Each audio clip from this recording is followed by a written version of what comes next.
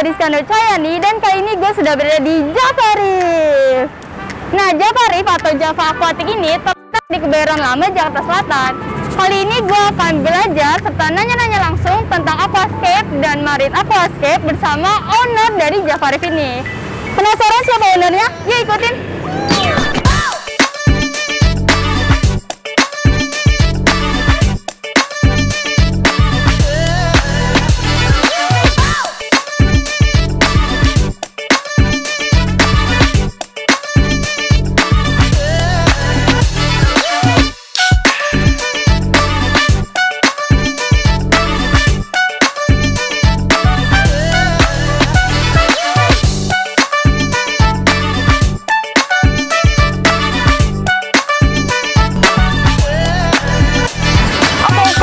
Bersama narasumber kita pada hari ini yaitu Mas Niko.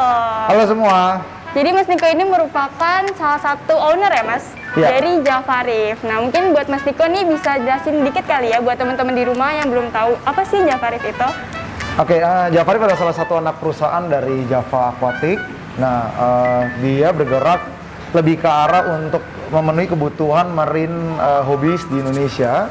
Jadi untuk kalian yang membutuhkan akuarium laut dan membutuhkan peralatan sampai ke biotanya, kalian bisa mendapatkan beberapa variasi harga dari yang murah sampai yang ke mahal dan barang yang sampai untuk ke expert mode di bidang marine aquascape. Oke, baik. Jadi Java Reef itu lebih fokusnya ke marine aquascape gitu ya? Betul, Java Reef sendiri lebih sangat fokus di marine aquascape, tapi untuk kalian misalnya aquascaper air tawar maupun reptil ataupun hobi burung bisa juga datang karena ada banyak divisi yang lain juga. Oh baik, nah kan ini fokusnya di marinescape nih. Mungkin Mas Niko bisa jelasin dikit kali ya marinescape itu apa sih dan bedanya apa nih sama aquascape? Sebenarnya konotasi marine aquascape dengan aquascape air tawar tuh mirip ya. Jadi malah condong ke aquascape karena kita tetap bermain dengan namanya hardscape. Jadi nanti mungkin bisa dikasih stock shotnya. Hardscape itu kita berbedanya adalah kita memang pakai batu. Batunya kita biasa bedanya bahannya adalah aragonit ataupun batu yang bisa menyerupai seperti di alam. Perbedaannya sama aquascape di pH. Oh di pH-nya? Iya, jadi di pH-nya kita main di angka 8 dan di aquascape main kan di bawah 7,5. Oh iya. Jadi perbedaannya adalah kita cuma pakai batu tanpa rumput tapi kita mempercantiknya dengan koral. Oh. Iya, jadi kita tidak fokus ke arah, kalau aquascape lebih fokus ke arah scapingannya dan apa yang dilihat mata. Kalau kita lebih gimana cara memaintain koralnya. Oke, kan ini Mas Niko dari tadi udah singgung-singgung tentang maintenance nih. Kalau untuk maintenance dari marinescape gitu gimana ya Mas? Sebenarnya marinescape punya maintenance relatif mudah ya. Jadi mungkin banyak yang nggak tahu bahwa marinescape itu susah. Jadi yang dilihat di kita salah satunya ini adalah akuariumnya sudah berdiri hampir kurang lebih sekitar 1,5 tahun ya. Jadi growth-nya sangat visible, tingkat kematiannya hampir nggak ada. Jadi cara maintenance sangat mudah, tinggal menggunakan alat yang memang diperlukan dan maintenance-nya menggunakan aditif ataupun vitamin lah. Mungkin kalau orang awam bilangnya masukkan per hari. Jadi harusnya sangat bisa di-maintain dengan cepat ya. Jadi maintenance-nya tuh sangat mudah sekali ya guys.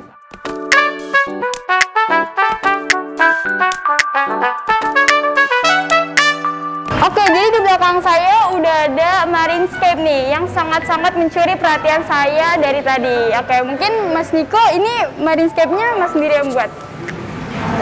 Marinescape-nya sih nggak kita doang ya. Jadi maksudnya kita punya tim memang divisi untuk nge-scaping. Untuk pilihan koralnya juga sama. Cuma memang pasti banyak lebih ke arah pilihan koral yang kita mau ya secara owner. Cuman jadi dibangun sama-sama sih bareng-bareng sama timnya. Oke. Ini kan koralnya banyak banget ya Mas. Ini tuh ada yang artificial atau asli gitu ya Mas? Semua koral yang ada di sini itu koral asli semua. Koral asli. Jadi tidak ada artificial sama sekali yang ada dipamerin di galeri kita.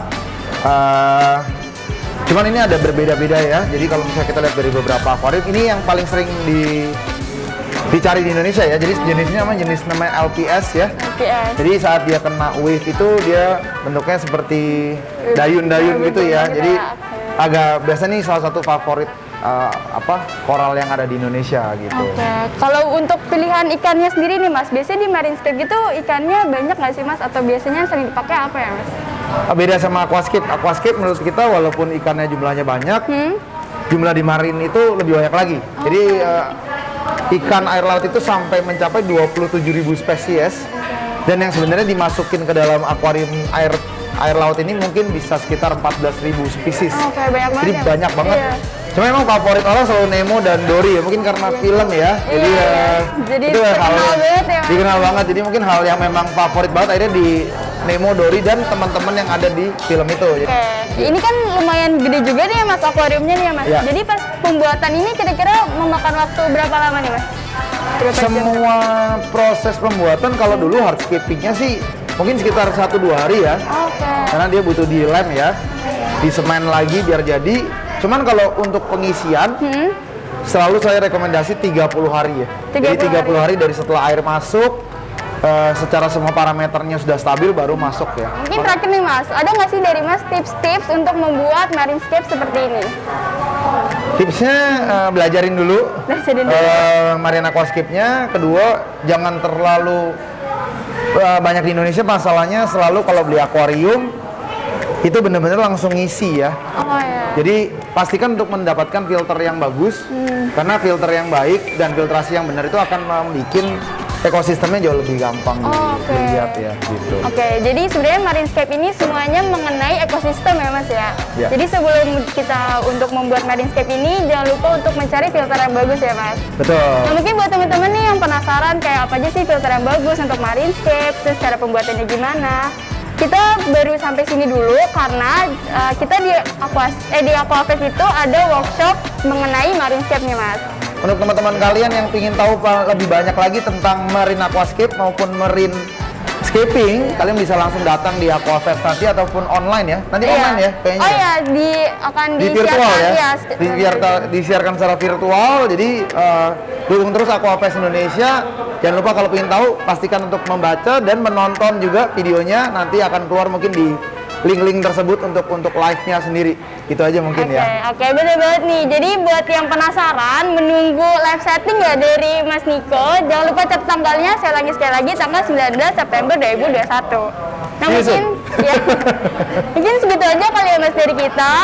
Saya selaku perwakilan dari panitia Aquafest pamit undur diri, serta dari Jafaris juga pamit undur diri.